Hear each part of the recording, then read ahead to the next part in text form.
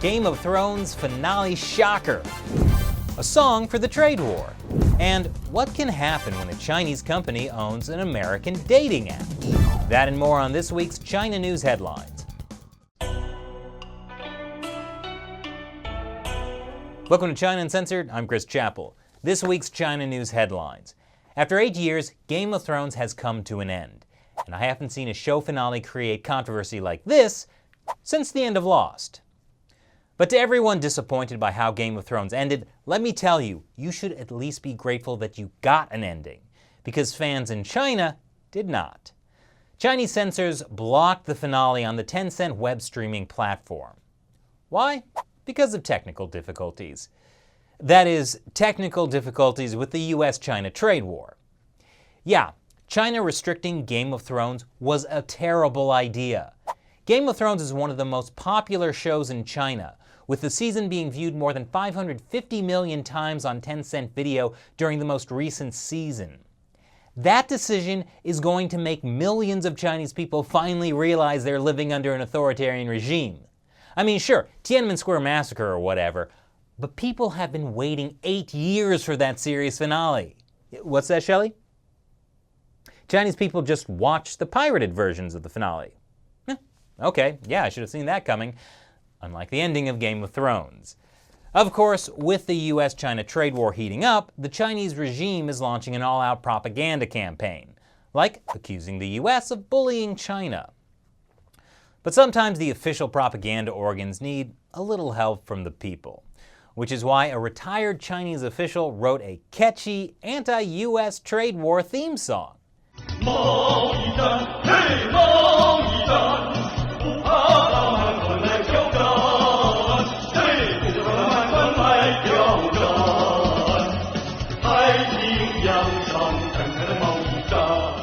Wow, Mr. President, pack it up. The US can't compete with this level of bad karaoke music. Trade war is set to the tune of an anti-Japanese song from the 1960s film Tunnel War, in which a Chinese town defends itself from invasion. The song went viral in China, getting over 100,000 views on WeChat. Wait a minute, 100,000 views on WeChat. WeChat has 1 billion users. 100,000 views is not viral. This is starting to sound like a setup to get unwitting Western media to report on the song. But the trade war isn't just being compared to the fight against the Japanese. My favorite Chinese state-run media, the Global Times, is comparing the economic trade war to the actual Korean War of the 1950s. And you know how that ended. Maybe some in the US believes that the Korean War was a draw, but if you know the history well, you will understand it was a symbolic military victory of China against the US. Yes, nothing screams victory like sending wave after wave of Chinese troops to their death to force a draw. But that's not the perspective you'd get from watching Chinese movies about it. According to Radio Free Asia, the Communist Party's propaganda department issued an order requiring CCTV to air anti-American movies every day during prime time. Most of them were set during the Korean War. The films portray North Korea as a righteous nation and the United States as an evil imperialist, and contain scenes of Chinese soldiers opening fire on their American enemies. Not a bad strategy to turn the Chinese people against America, except of course for one small flaw. You banned the finale of Game of Thrones! There have also been calls on Chinese social media to boycott US products. This strategy worked when China and South Korea had a dispute a few years ago. But then messages suggested boycotting McDonald's and KFC. And Chinese people were like, nah. Meanwhile, a Chinese embassy official tweeted the reason Trump hates the Chinese company Huawei. It's that the Huawei logo looks like an apple cut into pieces. There are two things that make this tweet slightly unfortunate. One, he's using Twitter, which is banned in China. And two, he made the tweet on his iPhone. Now that's truly cutting. But perhaps more US companies should be banned from working with China. For instance, Grindr, the gay dating app. It's owned by a Chinese company. Well, according to a Reuters exclusive, Grindr's Chinese owner gave some Beijing-based engineers access to personal information of millions of Americans, such as private messages and HIV status. Talk about the potential for blackmail. The Committee on Foreign Investment in the U.S. has now told the Chinese company to sell Grindr because they consider Chinese ownership of the app to be a national security risk. I wonder why. Of course, not all U.S. companies are having a hard time in China. Oreo is doing quite well, thank you. I mean, it's basically the cookie version of the yin-yang symbol. But more specifically, they will be releasing 6 new flavors of Oreo cookies, including Chaozhou-style barbecue pork pastry and honey red bean cake. Sorry folks, those flavors will only be available in China. And a promotional video for Oreos has gone viral. It shows the Palace Museum at the heart of Tiananmen Square being made out of cookies. Unfortunately for the company, the Chinese Foreign Ministry released a statement saying the video proves Oreo has been part of Chinese territory since ancient times and has seized control of the business. From now on, Oreos will only be red and yellow and taste like the bitterness of the struggle against American imperialism. Former Vice President and current presidential candidate Joe Biden has been criticized on the campaign trail for being soft on China. And now, reports are questioning his son Hunter Biden's ties to China, including how he managed to become a very rich man at the same time his father was negotiating with China. That's according to the 2018 book Secret Empires: How the American Political Class Hides Corruption and Enriches Family and Friends. The vice president is negotiating a bunch of very sensitive issues with the Chinese, including the South China Sea, trade, tech transfer, etc. Shortly after they return to the U.S., Hunter Biden's firm receives a $1 billion private equity deal from the Chinese government.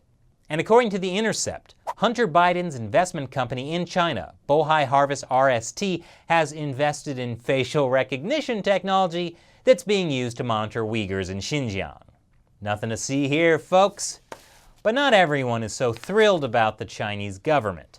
A local Fox News station in Los Angeles got a hold of undercover footage of Falun Gong practitioners being abused in Chinese labor camps. I can't actually show it to you because YouTube would probably age restrict or demonetize this video, but I'll provide the link below. They did an excellent 9-minute report and I encourage you to watch it. And Canada is sending a delegation to China to appeal for the release of 2 Canadians. The 2 Canadians were accused of spying, but it's much more likely their detention was retaliation for Canada detaining Huawei CFO Meng Wanzhou. They've been in jail for months, but the delegation might not do much good. According to Canada's former ambassador to China, the relationship has gotten so bad, Chinese leader Xi Jinping won't even pick up a call from Trudeau. The hardest part for Trudeau? Wondering when he'll get to hold those pandas in his arms again. What a tragic loss for all people kind. In a sign that maybe Hong Kong isn't doing so well, 2 Hong Kong activists had fled to and were granted asylum in Germany. The 2 pro-democracy activists were involved in a 2016 protest that turned violent. They jumped bail and turned up in Germany, recently disclosing they were granted asylum status. One of them said, "If the German government thinks that the Hong Kong judiciary is independent, they would not grant me refugee status. It's because they think that Hong Kong uses the judiciary to persecute Hong Kong people." This, of course, is happening as Chinese officials are really encouraging Hong Kong to pass new extradition laws. The laws would allow the easy extradition of people from Hong Kong to mainland China. The kind of laws that would, I don't know, make 2 Hong Kong pro-democracy activists feel like they need to flee the country because they won't get a fair trial. And that does it for this week's China News headlines. But before you go, it's time for me to answer a question from one of you, a fan who supports China Uncensored with $1 or more per episode by contributing through Patreon. Today's question comes from Joel Natror. May I have China Uncensored's permission to appropriate Pepe the Pooh in social media? Ah, Pepe the Pooh, one of my favorite creations from the show, and a great illustration by our video editor, Seamus. It's a horrendous/delightful mashup of Pepe the Frog and Winnie the Pooh, creating the ultimate in China meme trolling. Anyway, yes, you have my permission. Spread Pepe the Pooh far and wide to the deepest corners of the internet. Fill the 4chan forums with it, even 8chan. Tweet it, Instagram it. This is China Uncensored's gift to humanity. treasure it. I've put a download link in the description below. Thanks for your question, Joel.